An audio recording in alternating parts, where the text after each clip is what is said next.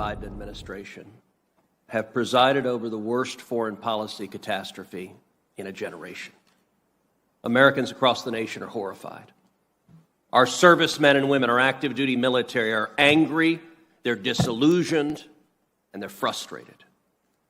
Our enemies across the globe are emboldened, which makes the world more dangerous today for America, and our allies are dispirited. Ever since the disaster began unfolding in Afghanistan, we've seen the Biden administration making political excuses. We've seen Democrats on this committee explaining at great length how everything that happened in Afghanistan is Trump's fault. It's all Trump's fault. Mr. Secretary, Joe Biden is the President of the United States. Kamala Harris is the Vice President of the United States. You are the United States Secretary of State. Just like Jimmy Carter owns the disaster of the Iran hostage crisis, you own this. There were 4 decisions this administration made that I think were utterly indefensible. Number 1, abandoning the Bagram airfield, giving it to the Taliban.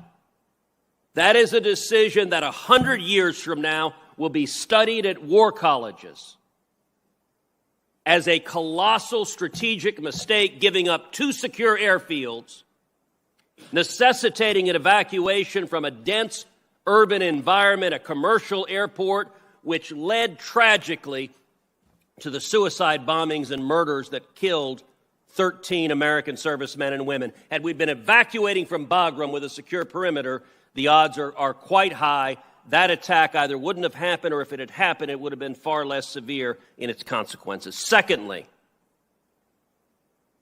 the Biden administration giving the Taliban a list of Americans and of Afghans we wanted out. Third, the decision to leave Americans behind.